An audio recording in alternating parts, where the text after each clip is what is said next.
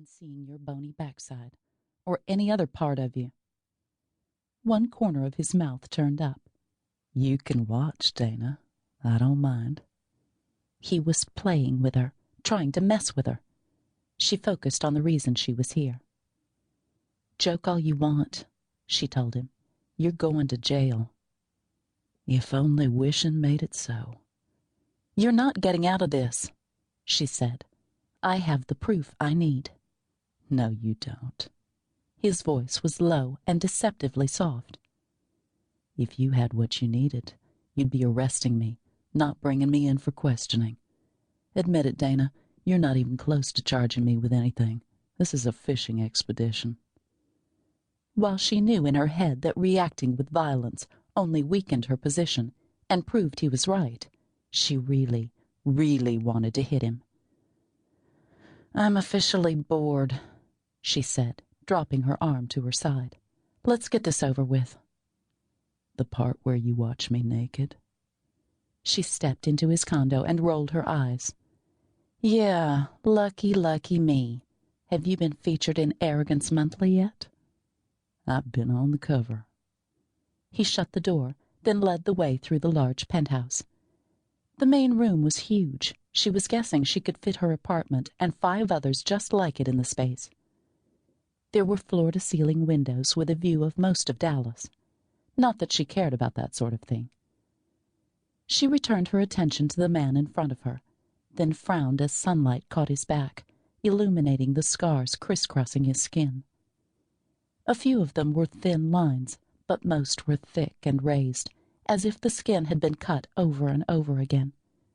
Her stomach clenched slightly, not that she allowed her expression to change. She knew the basic facts about Garth Duncan. He was rich, scary rich, with dozens of companies and money flowing like water. He'd started in the oil business, and while down in South America, no doubt raping and pillaging a pristine part of the world, he'd been captured and held prisoner by some angry locals. They'd kept him and a co-worker blindfolded in the jungle for a month, torturing them both daily. Her gaze dropped to his long, muscled legs. She could see faint scars there, too, but these had come from a surgeon. Both of Garth's legs had been broken during his captivity. His friend had carried him to safety. If only Garth had died back then, Dana thought, but without a whole lot of energy. He wouldn't be hurting her friends. But he hadn't died. He'd come back home and flourished.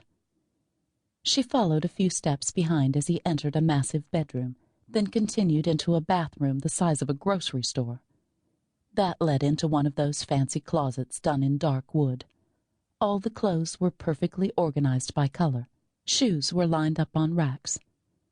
She leaned against the doorway, never taking her eyes from him.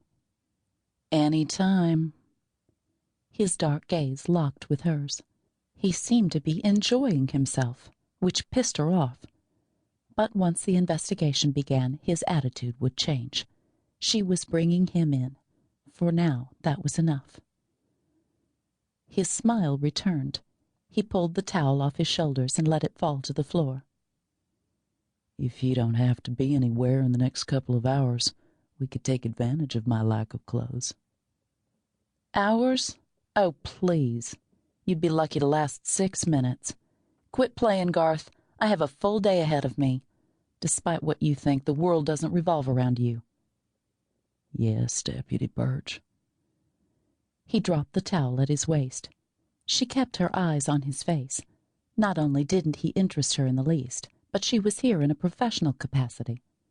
She was proud of her job and what she did for the community. The good people of her town didn't pay her to ogle the likes of Garth Duncan. No? He asked, completely naked and holding out his arms at his side. I'm yours for the taking. She faked a yawn. He laughed, a rich, full laugh that spoke of amusement and perhaps grudging respect. For reasons she couldn't explain, she found herself wanting to smile back at him, as if they were sharing a connection, as if they had something in common, as if they almost liked each other and might even be almost friends. Dana turned and walked out of the closet. Get dressed.